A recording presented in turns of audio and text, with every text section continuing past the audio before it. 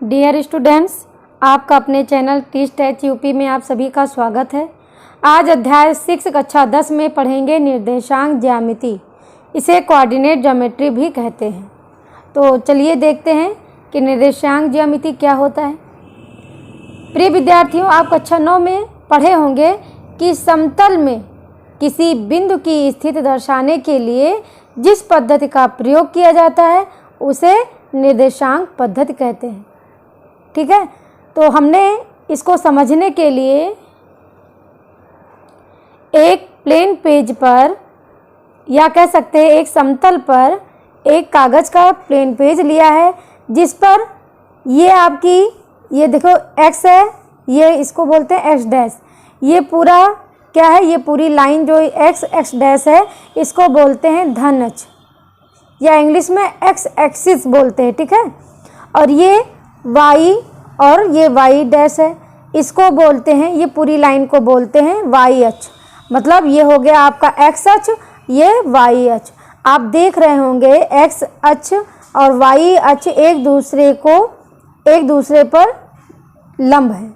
मतलब ये y अक्ष है तो इस पे लंब कौन सी है, x, और जो x है इस पे लंब क्या है, y। तो इसके अंतर्गत जो कोण बनता है, आपको पता है जब कोई सीधी रेखा जा रही हो उस पर दूसरी सीधी रेखा अगर लंब डाले तो ये जो कोण बनता है बेटा, ये सब 90 अंश का बनता है। तो ये बात समझ में आ गई होगी कि ये आपका x अक्ष और ये y अक्ष है। ठीक, तो अब आपको दिख रहा होगा कुछ यहाँ पे धनात्मक संख्या लिखी है, यहाँ ऋणात्मक है, और ये x पे देखिए आधा धनात्मक रखा है, आधा ऋणात्मक है। इसी तरह y अक्ष पे आधा धनात्मक है, आधा ऋणात्मक है। तो इसको क्या बोलते हैं बेटा, इसको ये आपको जो बीच का होता है इसको बोलते हैं बेटा मूल बिंदु। इसे हमने O से प्रदर्शित किया है। ठीक है, इसको मूल बिंदु O, ये आपका मूल बिंदु है। इसमें x भी 0 होता है और y भी 0 होता है। यहाँ पे ये इसको मूल बिंदु होता है, इसका मान होता है 0,0। 0,0 क्यों होता है अभी मैं बताऊंगी। तो ये आपका 0, यहाँ 1 2 3 4 5 6, आप देख रहे हो ये पॉजिटिव संख्या किस पे है, x पे, तो इसको धन अक्ष बोलते हैं। ठीक है, अब ये देखिए ये आपका धन x पे है, लेकिन ये क्या है, ऋणात्मक संख्या है, तो इसको बोलेंगे ऋण x अक्ष, ऋण x अक्ष, और इसको धन x अक्ष। मतलब ये धनात्मक है और ये ऋणात्मक है, या x से बोल सकते हो धनात्मक x अक्ष, ऋणात्मक x अक्ष। ठीक है तो दोनों एक ही पे, ये धनात्मक है x अक्ष है और ये ऋणात्मक x अक्ष है। सिमिलरली इसी तरह y पे है, तो ये ऊपर आप देख रहे हो धनात्मक संख्या लिखी हुई, ये 0 से स्टार्ट हुई 7 तक, मतलब ये आगे बढ़ती चली जाएगी। तो ये आपका कह सकते हो ये धनात्मक y अक्ष है, ये y पे प्रदर्शित हो रहा है y डैश से, तो इसको बोल सकते हो कि ये जो है आपका जो है धनात्मक y अक्ष है और ये ऋणात्मक y अक्ष है। ठीक है, समझ आया। अब देखिए बेटा, जो रेखा x o x डैश, ये आपका मूल बिंदु है, x o x डैश, ये पूरी लाइन को बोलते हैं x अक्ष। अभी मैंने बताया, इसको एक चीज और बोलते हैं, भुज अक्ष भी बोलते हैं। x अक्ष भी बोलते हैं इस लाइन को और भुज अक्ष भी बोलते हैं। ठीक है, और y o y डैश को, मतलब y o y डैश को क्या बोलते हैं, y अक्ष भी बोलते हैं या कोटि अक्ष भी बोलते हैं। इस चीज को ध्यान रखिएगा। ठीक है, तो और ये आपका क्या है, जो x अक्ष है और y अक्ष को जहां पर प्रतिच्छेद करता है, मतलब काटता है, वो बिंदु होता है आपका मूल बिंदु। ठीक है, इसको क्या बोलते हैं बेटा, मूल बिंदु कहते हैं। तो आप कह सकते हो वह तल जिस पर x अक्ष और y अक्ष स्थित होते हैं क्या कहलाते हैं, कार्तीय तल या XY तल कहलाता है। तो बेटा आप कह सकते हो वह तल जिस पर x अक्ष तथा y अक्ष स्थित होते हैं कार्तीय तल या XY तल कहलाता है। ठीक है, तो अब हम जानते हैं कि निर्देशांक ज्यामिति जो है, निर्देशांक ज्यामिति बीजगणित का प्रयोग करके ज्यामिति का अध्ययन करने में सहायता करती है। इसी कारण निर्देशांक ज्यामिति का विभिन्न क्षेत्रों में व्यापक अनुप्रयोग है, जैसे भौतिकी है, इंजीनियरिंग है, समुद्री परिवहन है, भूकंप शास्त्र है और भूकंप शास्त्र संबंधी और कला संबंधी। तो इसमें क्या होता है, इसमें भी निर्देशांक ज्यामिति का प्रयोग होता है। तो हम निर्देशांक ज्यामिति में कक्षा 10 में सीखेंगे क्या कि दो बिंदुओं के बीच निर्देशांक निकालना सीखेंगे पहली बात। दूसरा सीखेंगे दो बिंदुओं जिसमें निर्देशांक दिए हों के बीच की दूरी या बीच की दूरी किस प्रकार ज्ञात की जाती है। और सीखेंगे दो बिंदुओं को मिलाने पर बने रेखाखंड को एक दिए हुए अनुपात में विभाजित करने वाले बिंदु के निर्देशांक किस प्रकार ज्ञात किए जाते हैं। ठीक है। और एक चीज़ और सीखेंगे कि तीन दिए हुए बिंदु से बने त्रिभुज का क्षेत्रफल किस प्रकार ज्ञात करते हैं। तो अब आपको बात समझ में आ गई होगी। मैंने आपको बताया बेसिक में जानकारी जो आप कक्षा 9 में पढ़ चुके हैं। तो एक चीज़ और जान लीजिए, इसी के अंतर्गत मैं बता रही हूँ। जैसे मान लीजिए किसी बिंदु का भुज, आप तो जान ही गए किसी बिंदु का भुज तथा कोट। अब भुज और कोट जान गए ना, क्या होता है, एक्स अक्ष को भुज अक्ष कहते हैं, वाई अक्ष को कोटि अक्ष कहते हैं। अब हमको इसको बिंदु निकालना है, तो कैसे निकालेंगे। मान लीजिए यहाँ पे कोई बिंदु लिया गया, इसको मान लीजिए P। ठीक, आप देख रहे हो ये क्या है, आपका एक्स अक्ष है और ये क्या है, आपका वाई अक्ष है। धनात्मक इधर भी है, धनात्मक वाई अक्ष भी है। जब हमने यहाँ बिंदु लिया तो इस पर एक लंब डाल दिया, ये इस बिंदु से, और यहाँ पे एक लंब डाल दिया। ठीक, तो आप किसके समांतर है, ये एक्स अक्ष के समांतर। देखिए एक्स के सामने है ये पूरी, तो ये क्या है, आपने वाई अक्ष पे लंब तो डाला, ये लंब डाला किस पे डाला, ये आपका वाई है। और यहाँ से जब लंब डाला तो ये वाई अक्ष पे जाके यहाँ पे कटा। ठीक, और ये किसके समांतर है, ये आपके एक्स के समांतर है। एक्स अक्ष के ये समांतर जो है वाई पे आपने लंब डाला। सिमिलरली क्या करेंगे, P से एक्स अक्ष पे लंब डालेंगे। ठीक है, मान लीजिए यहाँ पे लंब डाला, तो हमने क्या किया कि यहाँ से वाई अक्ष पे लंब डाला। अब ये क्या है, P से ये एक्स अक्ष पे लंब डाला। ठीक, तो अब आपने क्या, देखो P से आपका यहाँ पे लंब डाला, इसको कोई पॉइंट मान लीजिए M, इसको मान लीजिए M। ठीक, और इसको कोई पॉइंट अभी दे रहे हैं नाम N। ध्यान दीजिएगा, ये जो अंक रखे हैं इससे कोई मतलब अभी नहीं है, अभी आप समझिए कि वो पॉइंट कैसे निकाले जाते हैं। तो यहाँ पे M है और यहाँ पे मतलब वाई अक्ष पे जहाँ लंब डाला कटा तो ये हो गया N, और एक्स अक्ष पे जहाँ लंब डाला गया तो वहाँ हो गया M। तो आप देख रहे हो जो ये PM है ये किसके समांतर है, ये वाई अक्ष के समांतर है। और जो PN है ये आपके किसके समांतर है, एक्स अक्ष के समांतर है। समांतर रेखा आप जानते हो क्या होती है, जब दो रेखाएं ऐसे जाती हैं और इनकी बीच की दूरी समान होती है। और ये क्या होता है, समांतर रेखा कहीं पे मिलेंगे नहीं, ये सीधे चलती चली जाएंगी और इनकी बीच की दूरी समान होती है, तो ये होती है आपकी समांतर रेखा। ठीक है, तो अब जैसे मान लीजिए ये यहाँ पे है आपका एक्स अक्ष, इसके समांतर, ये देखिए ये है समांतर, मतलब इसके सामने दूसरी रेखा, देखिए इसके सामने दूसरी रेखा है, ये वाई अक्ष, इसके सामने दूसरी रेखा ये है। अगर हम मान लें कि ये आपका, ये दूरी आपकी हो गई A, मतलब O से लेके M तक की दूरी मान लिया A, और M से लेके P तक की दूरी मान लिया आपका B मान लिया। यहाँ पे ध्यान दीजिएगा बेटा, ये दूरी O से लेके M तक मान लिया A, और इसको मान लिया M से लेके P तक की दूरी B। तो इसको हम क्या लिख सकते हैं, ये आपका क्या है, मैंने क्या बोला था, एक्स अक्ष क्या होता है, इसको भुज बोलते हैं। तो हम यहाँ पे लिख दिया A, भुज ये आपका कितना है, ये A, और इस पे लगाते हैं कामा। ठीक, हम इसमें क्या लिख रहे हैं, निर्देशांक लिख रहे हैं, इस P बिंदु के निर्देशांक।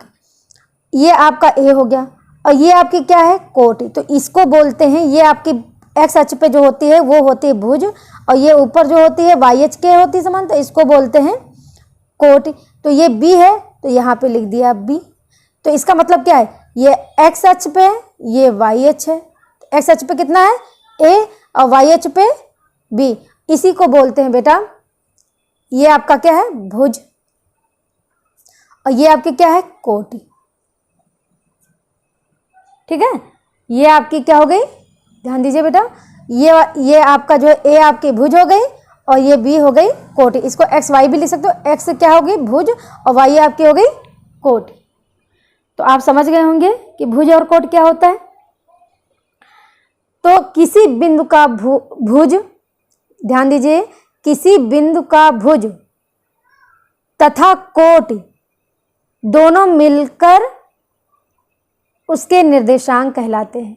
मतलब भुज और कोटि जब दोनों मिलते हैं तो क्या कहलाते हैं, इस बिंदु के निर्देशांक कहलाते हैं। तो आपने सीखा किसी बिंदु का भुज तथा कोटि दोनों मिलकर उसके निर्देशांक कहलाते हैं। अब आगे देखते हैं। तो आपने ये जाना कि मूल बिंदु के भुज तथा कोटि दोनों ही शून्य होते हैं। मतलब मूल बिंदु का कितना होता है, 0,0। ये आपका x है, ये समझो y है, ये आपका भुज है, ऐसा अच्छा क्या होता है आपका भुज होता है, और ये आपकी क्या हो गई कोटि। तो भुज 0 और कोटि 0, तो ये क्या होता है, इसको बोलते हैं मूल बिंदु। तो ये मूल बिंदु पे मान क्या होता है, भुज का भी मान 0 होता है और कोटि का भी मान 0 होता है। इसका निर्देशांक मैंने लिखा है, निर्देशांक जो है कितना होता है, 0,0। आपसे कोई क्वेश्चन आ सकता है कि मूल बिंदु का निर्देशांक कितना होता है, तो आप लिखेंगे 0,0।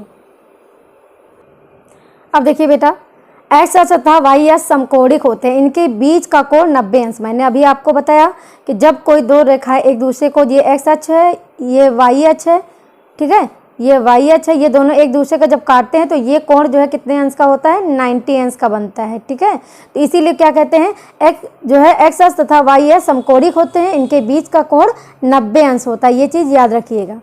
अगला पॉइंट है, एक्स अक्ष के समांतर रेखा वाई अक्ष पर लंब होती है। जैसे अभी मैंने आपको ये भी बताया कि ये आपका एक्स अक्ष है, ये वाई अक्ष है, क्या लिखा है, एक्स अक्ष के समांतर। अगर एक्स, ये आपका ये पूरा एक्स अक्ष है, इसके समांतर ये हो गई, तो जब ये समांतर है तो ये लंब किस पे है, ये वाई पे ही। तो ये वाली रेखा ये वाई पे ही तो लंब है। लंब क्या होती है, ये सीधी रेखा जा रही है, इस पे एक ये लंब वाई पे ही तो है, लेकिन ये जो लंब इनके वाई पे है ये आपकी क्या है, एक्स के समांतर है। तो वही चीज़ है, एक्स अक्ष के समांतर रेखा कभी भी आ सकता है कि एक्स अक्ष के समांतर रेखा वाई अक्ष पे आप कह सकते हो लंब होती है। फिर क्या लिखा है, एक्स अक्ष के लंबवत रेखा। ये लंबवत रेखा किसकी बात हो रही है, इसकी। ये एक्स अक्ष है, इस पे ये लंबवत पड़ा हुआ है। ठीक है, अगर एक्स अक्ष के लंबवत रेखा, ये एक्स अक्ष है, इसके लंबवत ये हो गई, वाई अक्ष के समांतर ये आपका वाई अक्ष है, इसके समांतर आपकी ये रेखा हो गई। ठीक है, ये चीज़ ध्यान रखिएगा। मतलब एक्स अक्ष का जो लंबवत रेखा होती है ये वाई अक्ष के समांतर होती है, और जो एक्स अक्ष के समांतर रेखा होती है ये वाई पर क्या होती है, लंब होती है। ठीक है, अब नेक्स्ट पॉइंट है, एक्स अक्ष पर स्थित प्रत्येक बिंदु की कोटि अर्थात वाई के निर्देशांक 0 होंगे। देखिए बेटा, ये आपका एक्स अक्ष है, ठीक, ये वाई अक्ष है। जब भी एक्स अक्ष पर इसकी बात होगी, एक्स अक्ष पे ये एक्स अक्ष की बात होगी, इसमें हमेशा वाई कितना होगा, 0 होगा। भाई जब आपका केवल एक्स अक्ष की बात हो रही है तो इसका मतलब ये यहाँ पे निर्देशांक कितने होंगे, इस पर जो है आपका निर्देशांक कितना होगा, एक्स, 0। मतलब ये एक्स अक्ष है तो इस पर वाई कितना होगा, ये वाई क्या है आपकी कोटि, ये क्या है आपकी भुज। मतलब एक्स अक्ष पे वाई क्या होगी, 0 होगी। इसी तरह आप कह सकते हो वाई अक्ष पे कह सकते हो तो एक्स क्या हो जाएगा, 0। तो आपका जैसे अगर वाई अक्ष की बात हो रहा है तो ये आपका निर्देशांक ऐसे हो जाएगा। वाई अक्ष पे जब बात होगी, ये वाई अक्ष है तो इस पे एक्स क्या हो जाएगा आपका, 0। ठीक है, और जब एक्स अक्ष की बात होगी तो इसमें वाई आपका 0 हो जाएगा। ठीक, और जब 0 हो जाएगा तो जो है क्या हो जाएगा, तो जो वह बिंदु जो है किस पे होगी, केवल एक्स अक्ष की बात होगी। कहीं आपका लिखा इस टाइप से कहीं लिख के आया हो और यहाँ पे 0 या x हो तो आप कह सकते हो, या कोई संख्या दी हो तो आप, अगर ये क्या है आपकी कोटि, अगर कोटि 0 है और भुज का कोई मान दिया हो, इसका मतलब एक्स अक्ष पे ये एक्स अक्ष पर स्थित है। ठीक है, और अगर x का मान जो ये मतलब भुज जो है 0 हो और कोटि जो है कोई संख्या या कोई चीज़ दिया हो तो इसका कह सकते हो कि वह जो है बिंदु वाई पे स्थित है। तो यही लिखा है, एक्स अक्ष पर स्थित प्रत्येक बिंदु की कोट अर्थात y निर्देशांक 0 यदि किसी बिंदु की कोट 0 है या यदि कोई बिंदु x, 0 के रूप का है तो वह बिंदु क्षैतिज x अक्ष पर स्थित है। ठीक है, इसी को मैंने इस पे एक्सप्लेन कर दिया है। सेम दूसरा वाला पॉइंट मैंने बताया था अभी कि y अक्ष पर स्थित प्रत्येक बिंदु का भुज अर्थात x निर्देशांक 0, मतलब y अक्ष पे भुज का जो है निर्देशांक हमेशा क्या होगा, x क्या हो जाएगा, y पे 0 हो जाएगा। और यदि किसी बिंदु का भुज 0 है अथवा यदि कोई बिंदु इस रूप का है तो वह बिंदु y अक्ष पर स्थित होगा। मैंने आपको बताया है ऊर्ध्वाधर y अक्ष, क्योंकि ये धनात्मक है, अगर यहाँ धनात्मक है तो आपका जो है y अक्ष पे ऊर्ध्वाधर स्थित होगा। तो चलिए आइए आगे हम जानते हैं चतुर्थांश के बारे में, इससे और क्लियर हो जाएगा आपका। अब इधर देखिए, ये आपका चतुर्थांश है। चतुर्थांश मीन्स क्या होता है, जब हम x अक्ष पे y अक्ष को लंब डालते हैं, ये आपके 4 भागों में डिवाइड हो जाता है। तो ये पहले भाग को, यहाँ वाले भाग को क्या कहते हैं, ये आपका जानते हो, ये आपका पॉजिटिव होता है और ये इधर नीचे वाला निगेटिव होता है। ये पॉजिटिव होता है, ये निगेटिव होता है। तो इसको क्या बोलते हैं, इसको बेटा बोलते हैं प्रथम चतुर्थांश। ये आपका क्या है, प्रथम चतुर्थांश। यहाँ पे प्रथम चतुर्थांश में इसका मान हमेशा प्लस का होता है, मतलब कोटि भी प्लस का होगा और भुज भी प्लस का होगा। ध्यान दीजिएगा, कहीं अगर मान लीजिए लिखा है, इसी में एग्जाम्पल मैं दे रही हूँ, अगर लिखा 2, 3 ऐसे दे दिया जाए और पूछा जाए ये कहाँ स्थित है, तो आप कह सकते हो प्रथम चतुर्थांश में, क्योंकि जब कोई निशान नहीं तो इसका मतलब ये प्लस का है। तो आप बिल्कुल देख के ही बोल सकते हो इसको कि ये प्रथम चतुर्थांश में होगा। समझ आया। इसमें देखिए, इसमें ये आपकी क्या है, भुज है और ये आपकी हो गई कोट। मैंने अभी समझाया, ये भुज है मतलब ये x है, ये समझिए y है। तो भुज आपका इसमें क्या है, माइनस में है और कोट क्या है, प्लस है। अगर इसी तरह कहीं लिखा हो -2, 3 ऐसे लिखा हो तो आप इसको देख के बता सकते हो कि माइनस और प्लस, ये ध्यान रखिएगा, माइनस का भुज और कोट प्लस का, ये माइनस प्लस होता है द्वितीय चतुर्थांश में। तो मतलब ये अगर संख्या कहीं ऐसे लिखी हो तो आप देख कर बता सकते हो कि ये द्वितीय चतुर्थांश में स्थित है। ये एग्जाम में आ सकता है, ये आता ही रहता है कि इस तरह आपको दिया रहेगा, पूछा जाएगा कि ये किस चतुर्थांश में है, तो आप बोल सकते हो कि यहाँ पे -2 है, यहाँ पे 3 है, मतलब ये माइनस प्लस वाले के हिसाब से है, तो इसको बोल सकते हैं ये द्वितीय चतुर्थांश में है। सिमिलरली इसी तरह देखिए तृतीय चतुर्थांश, इसमें क्या है, दोनों माइनस में है। ये इस तरह याद कर लीजिएगा, प्रथम चतुर्थांश और तृतीय, ये दोनों प्लस के हैं तो ये दोनों माइनस के, ये आगे माइनस लगा है, इसमें बाद में माइनस लगा हुआ, बस इस तरह याद हो जाएगा। ठीक है, जब आप प्लस ये दोनों आप कर लोगे, प्लस प्लस का हो जाएगा तो ये माइनस प्लस हो जाएगा और इसके सामने उल्टा हो जाएगा, ये प्लस का हो जाएगा, ये माइनस इसके सामने हो जाएगा, दोनों माइनस के हो जाएंगे। ठीक है, जब ये दोनों माइनस के हो जाए, कहीं अगर लिखा 2, -3 अगर इस टाइप से लिखा हो, इसका मतलब इसका भुज भी माइनस में है, कोट भी माइनस में है, इसका मतलब ये माइनस माइनस वाला ये तृतीय चतुर्थांश में होगा। और ये चतुर्थ चतुर्थांश में मतलब एक अगर मान लीजिए लिखा 2, -3, इसका मतलब क्या हो जाएगा, ये जो आपका जो ये निर्देशांक है ये चतुर्थ चतुर्थांश में स्थित होगा। ठीक है, तो उम्मीद है आप लोग समझ गए होंगे। तो आइए अब जो है अगली वीडियो आपका चैप्टर से स्टार्ट होगा।